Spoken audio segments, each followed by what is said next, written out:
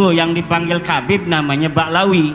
Kalau dia punya anak perempuannya tidak boleh nikah dengan selain Khabib, dengan selain Ba'lawi. Untuk apa? Katanya menjaga kafaah. Ini yang tidak diajarkan dalam agama Islam.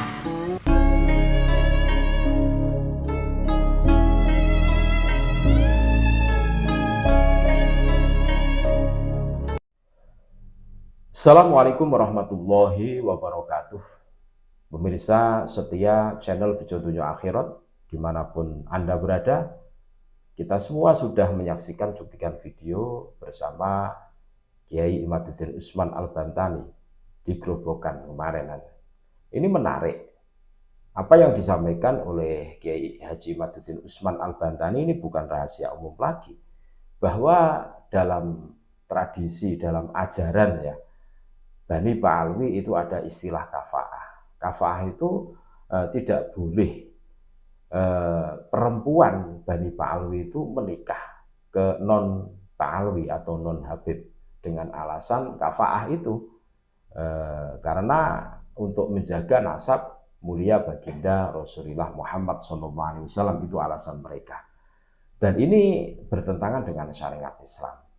Tidak ada syarat kafaah, itu tidak ada. Harus level, harus marga gitu, tidak ada. Cuma Bani Ba'alwi. Nah dari sini kita bisa menarik kesimpulan. Berarti selama ini para Bani Ba'alwi ini mengajarkan kafaah, ini kan bertentangan dengan Islam. Apakah ini sesuai dengan apa yang diajarkan baginda Rasulullah SAW? Tentunya kan bertentangan. Baginda Rasulullah SAW tidak pernah mengajarkan tentang kafaah.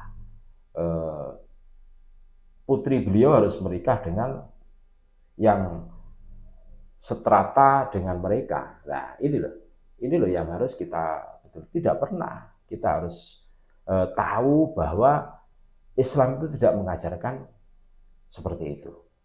Dan ini menjadi perhatian kita semua. Dan tujuan mereka kafaah dengan dalih mensucikan atau menjaga kesucian nasab baginda Rasulullah SAW itu ya secara logika ya logis. Masuklah, tetapi suatu ketika kalau kita telusuri lagi, itu bukan hanya itu alasan mereka. Salah satunya itu menganggap bahwa pribumi ini adalah strata yang rendah. Kastanya itu di bawah mereka. Jongos lah, bahasa kerennya seperti itu kan. Nah, ini loh yang harus kita waspadai, ini loh yang harus kita ketahui. Banyak sekali Habib perempuan yang menikah dengan non Habib, ya sampai ada yang disuruh bubar. Bahkan termasuk kemarin kami sudah mengunggah videonya pengakuan seorang mantan suami Habibah itu diintervensi sampai ditempelengi bahkan oleh ketua yang menaungi Bani Ba'alwi. Ini kan keterlaluan sampai harus bubar begitu kan. Padahal suka sama suka sebenarnya itu saling mencintai kan gitu. Nah ini sampai sebegitunya. Nah ini harus membangkitkan giroh kita. Kita harus meyakinkan kepada diri kita bahwa kita itu bukan bangsa yang rendah. Ada bukti otentik yang kita bisa tunjukkan kepada mereka adanya Candi Prambanan. Berarti leluhur kita ini leluhur yang luar biasa. Candi Borobudur, ini leluhur kita ini luar biasa. Terus mereka yang menganggap dirinya itu mulia, bangsa yang tinggi stratanya, buktinya mana? Sampai sekarang negaranya itu masih berkecamuk perang tanpa ada kesudahan entah sampai kapan kan gitu. Nah untuk lebih lengkapnya kita dengarkan bagaimana Kiai Haji Imaduddin Usman Al-Bantani menjelaskan itu semua kepada kita sebagai pembelajaran untuk kita, sebagai iktibar. Ini adalah ilmu yang harus kita petik dari apa yang disampaikan oleh Kiai Haji Imaduddin Usman Al-Bantani. Kalau tidak kaya di dunia, kaya di akhirat. Alhamdulillah. Itu makna kufu yang paling bisa dilihat hari ini adalah takwa. Kufu itu bagi kita orang Jawa tidak melihat oh dia dari suku mana, tidak, tapi dilihat dari takwa.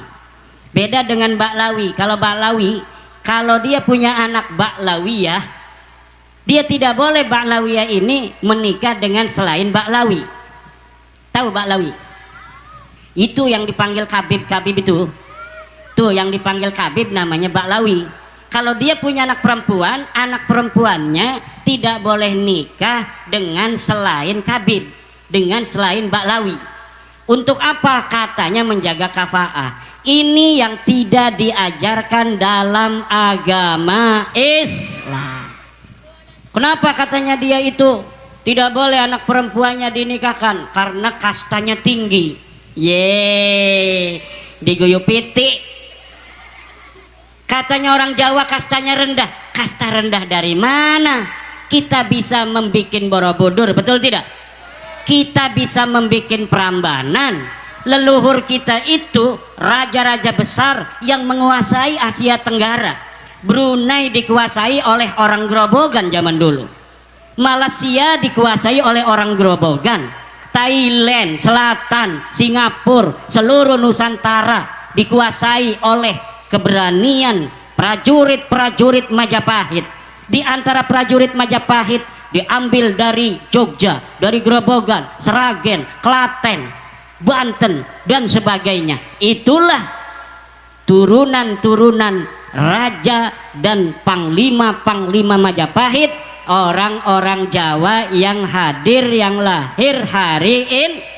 Kata siapa? Pangkatnya orang Jawa kastanya rendah. Tidak bos, tinggi. Kenapa tinggi? Ciri-cirinya sudah jelas. Peninggalan leluhur kita ribuan tahun yang silam sudah bisa bikin Borobudur, betul apa tidak? Lalu yang ngaku-ngaku kastanya tinggi itu, kampung dia ada bangunan apa? Kagak ada bangunan Borobudur di sana. Tidak ada bangunan yang mirip dengan Prambanan. Yang ada makam-makam palsu, makam-makam yang katanya makam orang, tapi kalau dilihat dalam sejarah tidak ada sejarahnya bahwa di situ dulu ada makam orang. Makanya hati-hati di Grobogan, takut ada leluhur kita makamnya nanti pindah jadi makam nama orang lain. Zaman sekarang banyak orang malsuin makam bu, makam leluhur orang, kemudian makamnya itu dipindah namanya jadi Assegaf, jadi bin Yahya. Itu di mana yang ibu kota Jawa Tengah, Semarang, ada sebuah makam Panglima Perang Yogyakarta. Panglima Perang Yogyakarta ini namanya KRT Sumodiningrat, asli orang Jawa.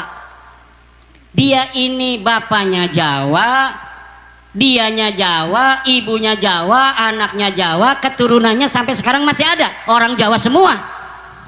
Tapi makamnya Panglima Perang ini yang waktu itu dia mati perang melawan penjajah Inggris. Karena kita pernah dijajah Belanda, beberapa tahun juga pernah dijajah Inggris bu. Di sekitar Jogja, Solo, Grobogan ini pernah dijajah Inggris. Ada Panglima Perang namanya Kanjeng Raden Tumenggung Sumodiningrat. Dia perang melawan penjajah, kemudian dia mati. Setelah mati dimakamin di jejeran Jogja. Hari ini pahlawan ini silsilahnya dicuri orang, sejarahnya diambil, silsilahnya dibelokin, bukan orang Jawa. Katanya dia orang berasal dari Yaman, Baklawi katanya. Padahal dia asli orang Jogja, dia asli orang Jawa. Apa maksudnya itu? Mengambil-ngambil tokoh yang dia asli daripada pahlawan Jawa, tapi kemudian ketika dia mati dalam membela orang Jawa, akhirnya sekarang jadi orang Yaman. Aneh apa tidak? Aneh. Ini yang harus diperhatikan. Kalau kita tidak hari ini tidak peduli terhadap sejarah kita yang dibelok-belokkan itu, nanti anak cucu kita nyangka kita ini orang Jawa nggak punya pahlawan. Leluhur kita orang-orang yang pecundang semua, nggak ada yang berani mati, nggak ada yang berani perang melawan penjajah. Kenapa? Buktinya itu yang jadi pahlawan, jadi ulama besar semuanya dari Yaman. Lah orang Grobogannya mana? Orang Seragennya mana? Orang Wonogirinya mana? Orang Karanganyarnya mana? Orang Solonya mana? Kagak ada. Padahal yang mati jadi pahlawan itu sudah nyata asli orang Grobogan, sudah nyata asli orang Seragen, sudah nyata asli orang Jogja. Tetapi karena orang Grobogan, orang Jogjanya ini enggak peduli sama makam leluhur, sejarahnya dirubah di Wikipedia diam saja, maka 50 tahun yang akan datang anak cucu kita sudah tidak lagi mengenal bahwa ada pahlawan dari orang asli Grobogan.